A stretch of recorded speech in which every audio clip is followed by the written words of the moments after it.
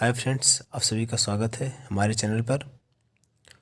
तो दोस्त, अगर आप सभी का IERL का पेपर है तो दोस्त ये वीडियो आप लोग पूरा देख लीजिए, क्योंकि दोस्त ये वीडियो IERL के सिलेबस के ऊपर है तथा इस वीडियो में हम बहुत सारी चीज़ें बताएंगे IERL के बारे में, जो आपके IERL का ऑफिशियल नोटिफिकेशन में दिया है। तो दोस्त, अगर आप चैनल पर अभी तक नए हैं और चैनल पहली बार विजिट कर रहे हैं तो चैनल को सब्सक्राइब कर दीजिए, हमसे जुड़ जाइए ताकि आगे आप सबके IERL से रिलेटेड सारी नोटिफिकेशन पहुंचती रहे आप सब तक। तो ठीक है दोस्त, चलिए हम वीडियो स्टार्ट करते हैं। तो जैसा कि आप यहाँ पे देख पा रहे हैं, ये IREL का ऑफिशियल नोटिफिकेशन है। तो चलिए इस नोटिफिकेशन में हम देखते हैं कि क्या क्या चीज़ें दिया है। जैसे कि आप लोग यहाँ पे पढ़ पाइए, IER इंडिया लिमिटेड, भारत सरकार का उपक्रम परमाणु ऊर्जा विभाग।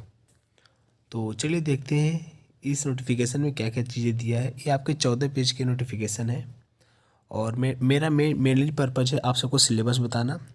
तो इसी नोटिफिकेशन में सिलेबस में मेंशन किया गया है, तो आप लोग देखिए और हम उन चीज़ों को बताते हुए चलेंगे जो इस नोटिफिकेशन में दिया है, मेन चीज़ें। ठीक है, तो देखिए यहाँ पे जो दिया है आपका पेमेंट वगैरह दिया है और मैक्सिमम एज दिया है। तो देखिए इसमें जब आपकी जॉब लग जाएगी, इसमें पोस्ट कोड के नेम दिए हैं। PC1 मतलब P से पोस्ट, C से कोड। PC1 पोस्ट कोड 1 में है, ग्रेजुएट ट्रेनिंग फाइनेंस वाले हैं, ठीक, जिसमें सीटें हैं 7। और देखिए इसमें क्या बोल रहा है कि स्टार्टिंग जो आपकी सैलरी होगी वो 30,850 होगी, ठीक। और देखिए यहाँ क्या लिख रहा है, स्केल ऑफ पे grade after successful completion of training, मतलब कि ट्रेनिंग के बाद आपका जो पेमेंट होगा वो 25,000 से लेकर के 44,000 के बीच में होगा, S1 ग्रेड, ठीक। और मैक्सिमम एज इसमें बता रहा है 26 साल। तो ऐसे ही और पोस्ट के लिए भी है। PC2 में जो आ रहे हैं आपके ग्रेजुएट ट्रेनिंग वाले हैं।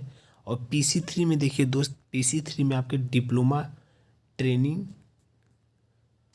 ट्रेनिंग टेक्नीशियन है, जिसमें आपके केमिकल, मैकेनिकल, इलेक्ट्रिकल और सिविल, ये 4 ब्रांच के स्टूडेंट यहाँ पे अप्लाई कर सकते हैं, जिनमें देखिए सीटें हैं 18, ठीक, जिसमें से UR 10 है, SC 2 है, ST 1 है, OBC 4 है, EWS 1 है, ठीक।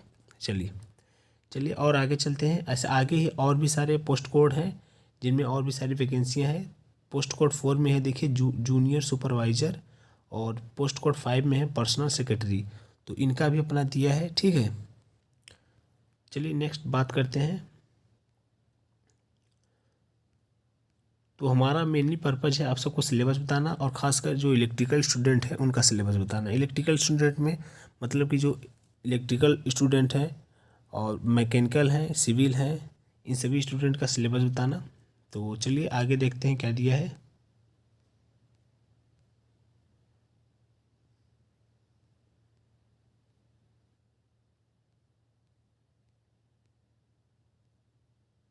यहाँ पे देखिए बात कर रहा है एज रिलैक्सेशन पे। तो पहले हम ये बता देते हैं कि एज रिलैक्सेशन होता क्या है। एज रिलैक्सेशन ये चीज़ होती है कि आपका जो उसमें एज मेंशन किया है आपके फॉर्म में, जैसे कि 30 ईयर है मैक्सिमम एज, मतलब कि फॉर्म अप्लाई करने का। और एज रिलैक्सेशन मतलब एज में छूट मिलता है। अगर आप मतलब 30 है, अगर आपको एज रिलैक्सेशन 2 साल का मिल रहा है, तो मतलब आप 32 साल के भी अगर रहेंगे तो भी आप ये फॉर्म अप्लाई कर पाएंगे। तो ये एज रिलैक्सेशन का मतलब है। इसमें देखिए क्या दे रहा है, SC वालों के लिए 5 साल, OBC का 3 साल, और PWDB जनरल का 10 साल, और देखिए OBC NCL का 13, ऐसे 15, 10 ऐसे दे रहा है, ठीक है। चलिए और आगे देखते हैं। और भी उससे हम वैसी चीज़ें दी हैं। इसमें ये दे रहा है कि पोस्ट दिया है, इसमें देखिए 6 पोस्ट आए हैं, और छठों पोस्ट के लिए आपके मैक्सिमम एज कितना होनी चाहिए। तो देखिए ग्रेजुएट ट्रेनिंग फाइनेंस के लिए 45 साल होनी चाहिए, ग्रेजुएट ट्रेनिंग की HR के लिए 45 साल होनी चाहिए, डिप्लोमा ट्रेनिंग टेक्निकल के लिए, और केमिकल, मैकेनिकल, इलेक्ट्रिकल, सिविल, इस वाले डिप्लोमा ट्रेनिंग में इसी में आप सब फॉर्म अप्लाई किए हैं, chemical, mechanical, electrical and civil, इन चारों ब्रांच के स्टूडेंट डिप्लोमा ट्रेनिंग में फॉर्म अप्लाई किए हैं। आपकी जो मैक्सिमम एज है 45 साल, मतलब 45 साल के स्टूडेंट यहाँ पे फॉर्म अप्लाई कर सकते हैं, ठीक है। और जो बात किया है पोस्ट कोड 4 में जूनियर सुपरवाइज़र, तो वो 35 साल है। पर्सनल सेक्रेटरी का भी 35 साल है। और देखिए ट्रेडमैन ट्रेनिंग का है, ITI का है 50 साल। 50 साल तक की आदमी ये अप्लाई कर सकते हैं, ठीक है। चलिए बात करते हैं आगे, देखते हैं आगे क्या दिया है।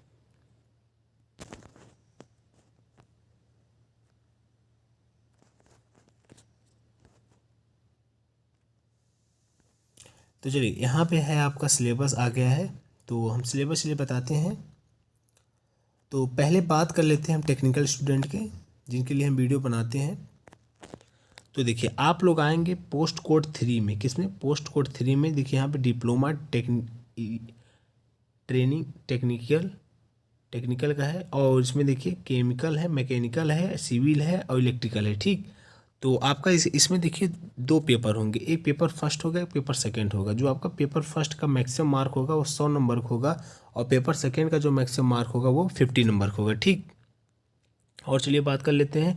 देखिए इसमें 2 सेक्शन में एग्जाम होंगे आपके। जो सेक्शन 1 का है, देखिए इसमें क्या लिख रहा है, subject knowledge would consist of question for testing basic knowledge of general English. और सेक्शन बी में the knowledge of specific discipline.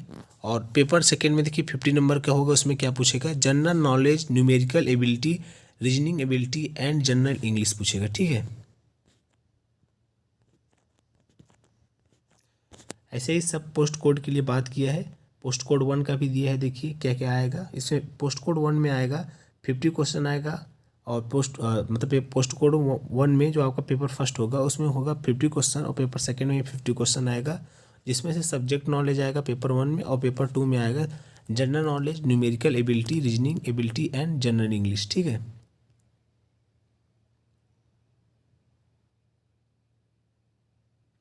और देखिए पोस्ट कोड 6 की बात कर लेते हैं। पोस्ट कोड 6 जो है आपका ट्रेडमैन ट्रेनिंग है, ITI वाले हैं, ITI वाले यहाँ फॉर्म अप्लाई कर सकते हैं। जिसमें देखिए ITI में ये सब ब्रांचें होती हैं, fitter, electrician, अटेंडम, operator, chemical plant, ठीक। तो इसका जो पेपर फर्स्ट है वो 50 नंबर का है, पेपर सेकेंड भी 50 नंबर का है। और इसमें देखिए पेपर फर्स्ट और सेकेंड में पूछ क्या रहा है, सब्जेक्ट पेपर फर्स्ट में पूछ रहा है subject knowledge would consist of question और testing the knowledge of relevant trades. और पेपर सेकेंड में पूछ रहा है general knowledge, numerical ability, reasoning ability and general English, ठीक। अब चलिए हम बात कर लेते हैं कि आपका मिनिमम क्वालिफिकेशन मार्क कितना होना चाहिए। तो देखिए यहाँ पे लिख रहा है based on the mark obtain in the written test the candidate will be called for second level test.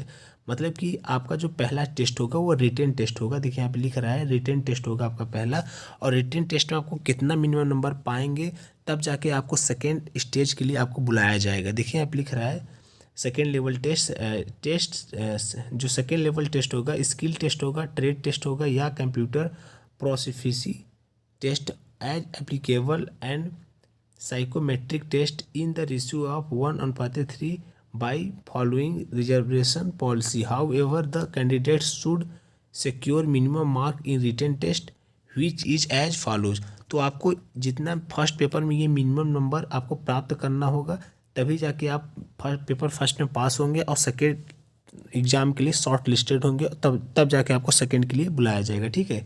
तो देखिए यहाँ पे PC1 मतलब पोस्ट कोड 1 के लिए, और पोस्ट कोड 2 यहाँ पे देखिए। पहले पोस्ट कोड 1 का हम बता देते हैं। तो पोस्ट कोड 1 का जो है कैटेगरी है UR, OBC, NCL, EWS, SC, मतलब सभी के लिए आपका मिनिमम मार्क है जो देखिए UR, OBC, NCL, EWS के लिए जो मिनिमम मार्क है वो 25 है पेपर फर्स्ट का, और पेपर सेकेंड का भी जो मिनिमम मार्क है पास मार्किंग का वो भी 25 है, ठीक है। और आपका इसमें एक मिनट,